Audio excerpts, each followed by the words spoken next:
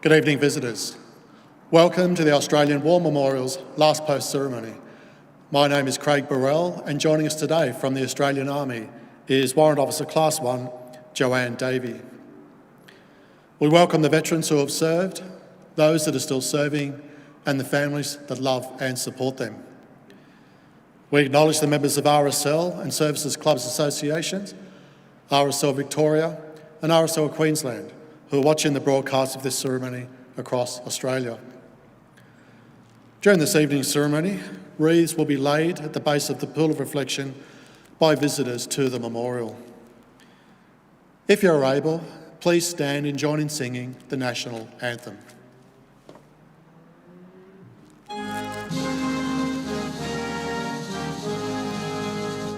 Australians, oh, let us rejoice, for we are one and free.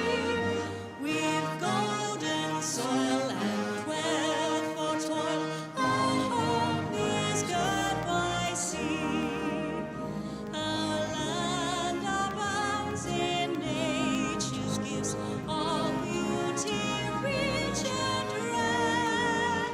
In history's page, let every stage advance Australia fair.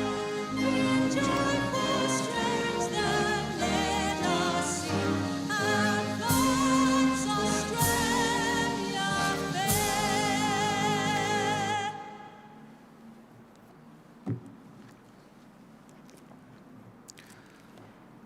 The Australian War Memorial was the vision of Charles Bean, Australia's First World War official historian.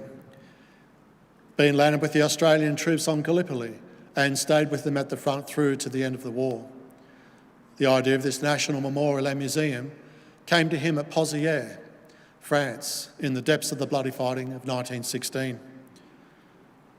Bean's idea was that this would be a place where families and friends could mourn their loved ones buried in faraway places.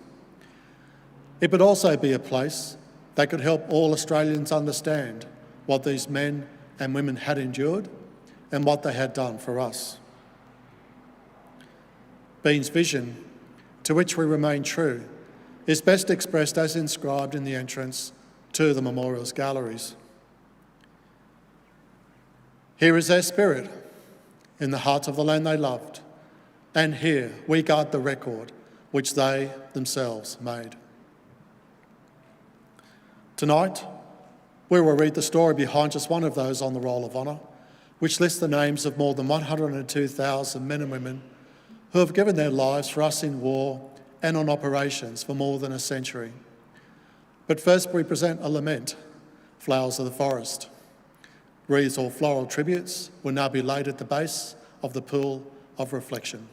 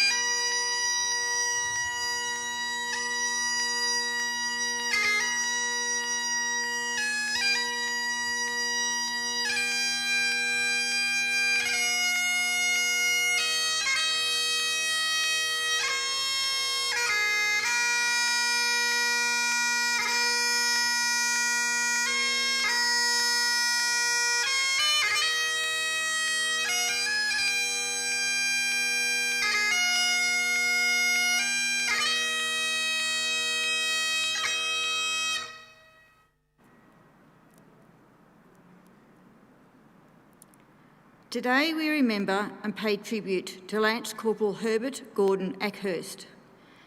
Herbert Akhurst was born in 1893 in the Sydney suburb of Balmain, the son of newspaper printer Thomas Akhurst and his wife Emily. One of 5 children, he received his education at Annandale Superior Public School and served in the Sydney Irish Rifles for a year on completion of his schooling. When war broke out in 1914, he was employed as an accountant in Sydney. Akhurst was 22 years old when he enlisted in the Australian Imperial Force on the 18th of August 1915. After enlisting, Akhurst studied at Duntroon for a year, emerging as a sergeant before embarking with the 20th Battalion from Sydney on board the troop ship Wiltshire in August 1916. Akhurst arrived in England in late 1916 and spent time training. He reverted to the rank of private before leaving for France in December that year.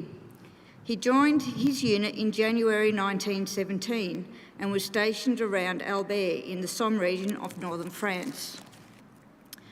Throughout February, the 20th Battalion served in the front lines. Akhurst was promoted to Lance Corporal and had his first taste of life in the trenches. He wrote home to his parents to describe his experiences, saying, "I was with my sergeant at the water pump in a certain village. We were talking to the cook and I took a parcel from him. We only walked about 3 yards away from him when a shell lobbed in between us. The force of it blew my tin hat off and knocked the sergeant over. The cook was wounded in 3 or 4 places and I had blood on my face. Well, you would have thought Fritz had seen us because all the way down that street he followed us with shells. You can bet we didn't dawdle on the way. Then about 3 days after, there were 4 of us sitting in a dugout at about 2 o'clock in the afternoon, when, without any warning, it fell in on us. Fritz had dropped a big shell on top of us." In March, Akhurst's unit fought during the German retreat to the Hindenburg Line. Having taken the French village of Bompem during the retreat, the Allies set up a battalion headquarters in the old Bapaume town hall. Akhurst took an administrative position working behind the lines as a clerk. Before the retreat, the enemy had set a series of traps in anticipation of the Allied advance. Deep in the cellars of the town hall, the Germans had placed an explosive device attached to a wire slowly corroding in acid. Akhurst was billeted in the cellars of the town hall, where he wrote a letter to his parents on the 23rd of March, describing his wartime experience. Just 2 days later, the wire snapped, detonating the bomb in the cellar, obliterating the building and killing 26 men. Among the dead was 24-year-old Lance Corporal Herbert Akhurst. Akhurst's comrade, Private Penfold, who was in Bapaume the following day, described the remains of the town hall as a heap of bricks. Working parties attempted to recover the bodies of those killed in the explosion for at least 5 days. Lance Corporal Akhurst's remains were laid to rest, but were lost during subsequent fighting in the region. Today, he is commemorated on the Australian War Memorial at Villers-Bretonneux. His name is listed on the Roll of Honour on my right, amongst almost 62,000 Australians who died while serving in the First World War. The photograph displayed today beside the pool of reflection shows 5 men of the 20th Battalion on board a troop ship bound for France in 1916. Lance Corporal Herbert Akhurst is seen standing on the right-hand side of this image. This is but one of the many stories of service and sacrifice told here at the Australian War Memorial. We now remember Lance Corporal Herbert Gordon Akhurst, who gave his life for us, for our freedoms, and in the hope of a better world.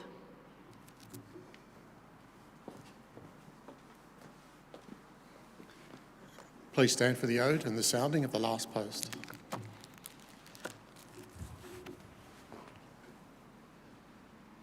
They shall grow not old as we that are left grow old. Age shall not weary them, nor the years condemn. At the going down of the sun and in the morning, we will remember them.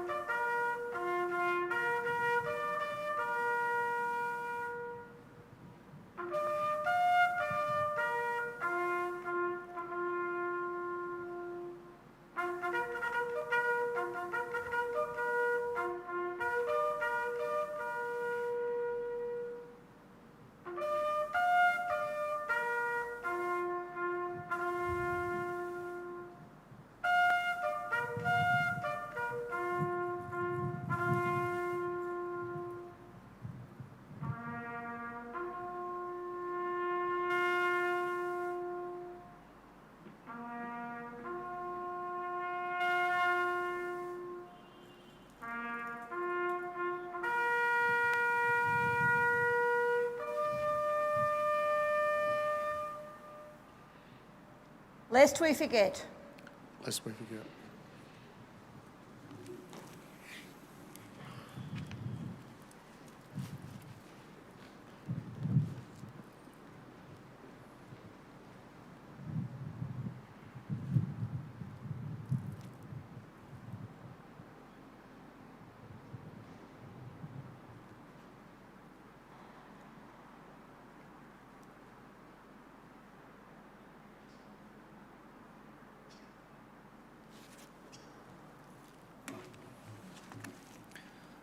We leave this evening with the words of the memorial's founder, Charles Bean.